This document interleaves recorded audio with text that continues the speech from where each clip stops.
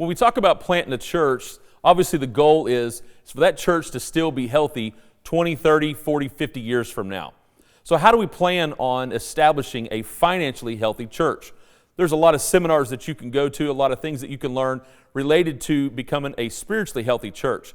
But if you don't take time to be proactive about the administrative side of the church, you'll find yourself dealing with struggles, problems, even the inability to get a loan at a bank, things like that. So we want to start out thinking long-term in relation to the financial health of the church.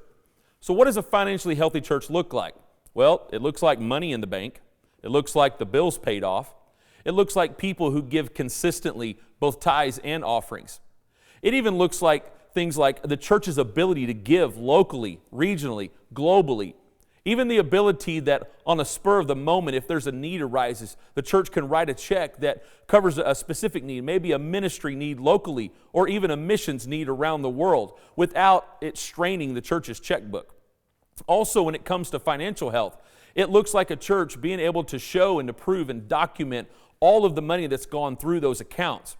If you go get a loan in a bank, any lender is going to ask for financial statements. Do you have the ability to show them that you not only know what your income and expenses are, but that you have a good grasp of those things? A financially healthy church should have great systems in place that help them measure, monitor, and even project out years to come what the expenses and the income is going to look like. We can easily talk about what a financially healthy church does not look like. If you saw a church that has no control whatsoever in spending, you're going to know this is not a financially healthy church. Or what about one that doesn't have spending policies in place? We see churches from time to time that, there may be a policy when it comes to maybe payroll or insurance or debt, things like that, but maybe they don't have a policy related to credit card usage. And if you don't have a credit card policy in place, credit card spending will go through the roof. I highly advise you to take a strong look at what you really want this church to look like down the road from a financial perspective, and put systems in place today that are going to help you achieve those goals long term. The financially healthy church must have financially healthy systems in place. Doesn't matter if you're a brand new church or an aged church. Years ago, my best friend started a church at around the same time period that I got elected pastor of a church. The church I was elected pastor of was over 60 years old. It had all the systems in place. Obviously, on his end, he had nothing in place. We spoke every week and compared notes through about a 9-year period, and were able to track the growth of both of those churches. Whereas he started with just him and his family, when we got to our church, there was about 35 people there. So while he was planting a church, we were replanting a church. There's a lot that goes into establishing the financial culture of a church. On his end, he was trying to establish brand new cultures, teaching people how to give, teaching people the concepts of generosity, even in putting into that church a culture of generosity that goes beyond just taking up an offering every Sunday. I, on the other hand, was working to change culture. People had long been accustomed to giving a certain way or giving to certain things outside of our church. I needed to teach a way to go beyond that. We never did decide which one had the easier job, the establishment of culture or creating new culture. But one thing we agreed on, we were both amazed at the importance of strong administration processes and procedures. This is something that, like I said, we had it in our church, but they were outdated. When we got to the church, it was 2010, the secretary was still using green ledger paper to record tithing and income. Obviously, we needed to get online. We had a little bit of computer operations, but really it all boiled down to what was on paper. So here he was, implementing brand new online giving systems. It was years before we had online giving. But over the course of time, we both were able to establish very strong both software programs, accounting programs, online giving programs, and all those things. So again, whether it was a brand new church or an older church that was in the process of replanting, we had to focus on how the administrative systems of that church was structured. There was no way either one of us was going to be able to grow outside of our current locations. There was no way either one of us was going to be able to accomplish long-term goals without the administration things in place. It was so neat to see over time. He was able to relocate to a much larger building. He was able to totally remodel a building without having to borrow any money. It was crazy how over the course of time, he was so diligent about setting money aside and had systems in place that made sure they never spent more than what came in a given month. On the other hand, on our side, something very similar happened that the year after that I resigned the church, they were able to purchase a building on the other side of town that was much larger. They went from 11,000 square feet to over 20,000 square feet, all because there was money in the bank. That all started because people got proactive in how we developed and managed our systems. When we talk about money, we need to remember that money never saves itself. Money can't save itself. It's like us in spirituality. We rely on Jesus to save us. Hey, our money's going to rely on us for us to save it.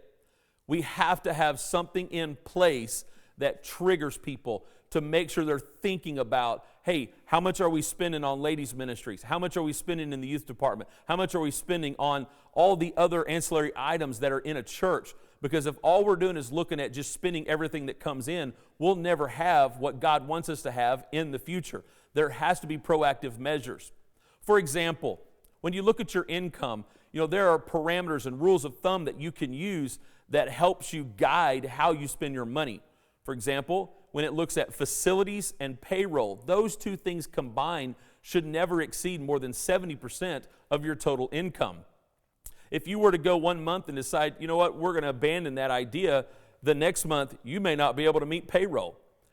Those kind of things have to be documented. And that's what I mean when I'm talking about how you have policies in place, that your board, your trustees, even the full church at large understands that there are parameters that are put on the money that comes in to make sure that there's some left over at the end of the month. I often get asked, when can a pastor start receiving pay? When does payroll kick in? I've seen churches that from the very beginning, they have a high amount of payroll, and then they struggle to get the facilities that they need down the road. What I would advise you to do is establish a facility budget of 70%. And then as time goes on, if your facilities are only hitting about 50% of your income, that leaves a 20% gap, that can become payroll. As long as all that together is not exceeding 70%, you should be able to meet the needs of the church on down the road. But again, it comes back to the systems you have in place, the processes. And I know these are the boring things that we talk about. I've talked to some pastors who, they'll admit that they get bored when it comes to reading through bylaws and establishing policies and procedures, but they sure get excited when they're able to get their new building.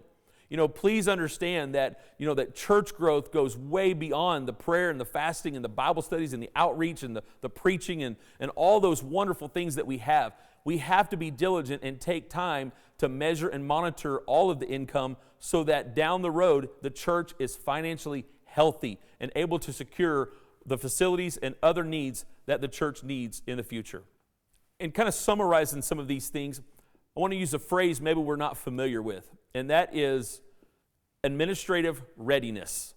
Administrative readiness is the mental approach that we have in making sure we're ready down the road for administrative needs. It's a perspective that we have in planning. It's strategy. It's forward thinking where it's not just one person doing it, but it's an entire group of people. It's your whole board that says we're going to make conscious decisions to ensure that down the road we have money. So now we're going to have the credit card policies. We're going to have the spending policies. We're going to have the payroll policies. We're going to have the facility policies, the outreach policies. All of these kind of things is what makes you administratively ready for future growth. I want to go back and talk about on the banking side of things. We get a lot of pastors that call us and say, hey, we're looking at buying this new building. And so my first question is always, can you send me your financial statements? Can you send me a profit and loss sheet? Can you send me a balance sheet? And it's amazing how many of them will tell me, we don't have that. Okay, well, that's where I have to ask, what kind of software programs are you using? Do you have QuickBooks? Do you have churchtrack.com? Do you have Aplos? Do you have some type of a accounting system in place that can easily create these documents? If you can't show me documentation of how you've managed the money over the last 3 years, then I'm not able to project how much you can afford to borrow over the next 5, 10 to 20 years. These things all work hand in hand. I had one pastor tell me that he never realized that how they work their finances in the church actually helps the bank say yes to their loan. And that's absolutely the case. Your ability to document and become administratively ready for future expansion will go a long way in building trust with your lender. Now think about that. A financially healthy church is a church that has a high level of trust in it. If you're going to ask the people to approve a loan, for $1 million down the road, they have to have the trust in you that the board and the pastor or the trustees are able to manage that kind of debt. The way you build that trust is through your administrative systems. It's through the healthy church financial processes that you put in place. In doing those things, you're going to build trust with the congregation. Pastors are going to build trust with the board. And ultimately, you're going to build trust with the lender who's going to be happy to say yes so you can get in that building that God is trying to open a door for you to have. In closing, a culture of generosity is based on a culture of stewardship. Again, if we want to be generous as God has called us to be, we need to make sure that we have great stewardship principles in place. And again, all of that comes through the administrative readiness, the proactive approach, the asking yourself well in advance, what does a financially healthy church look like and how can we get there? What systems, processes, and procedures do we need to have in place so that down the road it's much easier to walk through the doors that God is opening in our future?